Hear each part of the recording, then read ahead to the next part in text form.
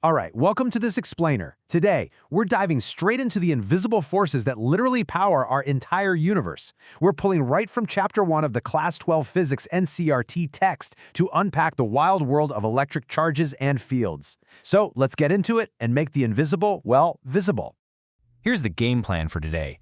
We'll hit 4 main topics: the nature of charge, decoding Coulomb's law, the principle of superposition, and finally, understanding electric fields.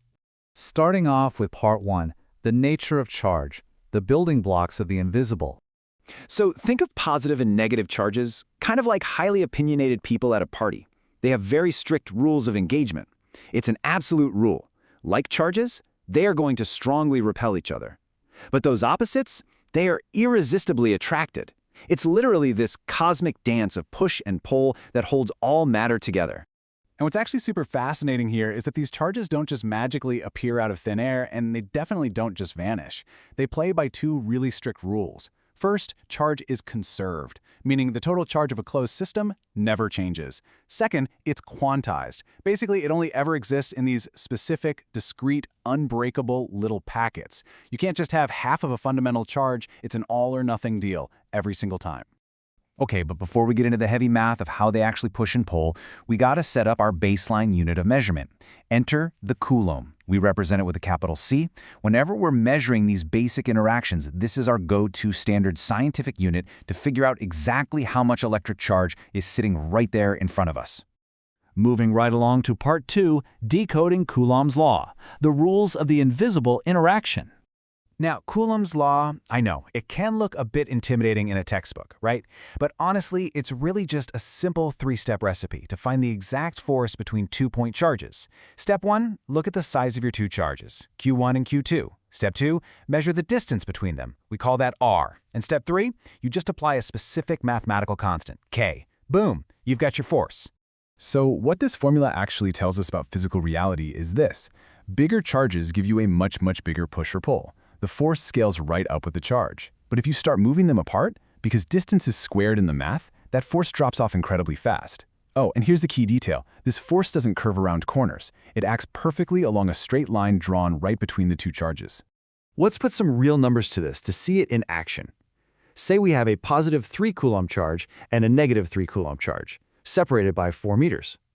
If we plug in our constant of 8.99, we calculate a highly specific, measurable physical force of roughly negative 5.06 newtons. And that negative sign? That just tells us it's an attractive force pulling them together.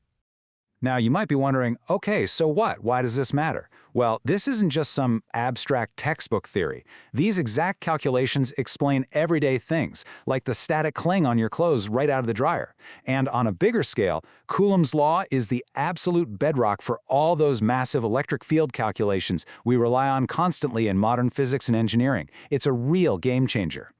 Which brings us perfectly to Part 3, the principle of superposition, when the crowd gathers. So, what exactly happens when a whole bunch of charges crash the party? Well, the principle of superposition is basically a mathematical tug-of-war in a crowd. If you want to find the net force on one specific charge, you just tune out all the noise. You calculate the force from every single other charge completely separately, as if the rest didn't even exist, and then you just add them all up as a vector sum. It's honestly a beautiful trick to simplify what would otherwise be totally chaotic systems. And finally, Part 4, understanding electric fields, the invisible aura. Picture a single charge just sitting all alone in the vacuum of space. The thing is, it isn't actually isolated at all. It projects an electric field. Think of it kind of like an invisible region, an aura, really, where any other charge that dares to enter is going to instantly feel a force. It's this invisible web that's always there, stretching outwards and fundamentally changing the actual space around it. To measure the exact strength of this field at any random point, we rely on a super simple relationship. We just divide the force experienced, F, by our test charge, Q.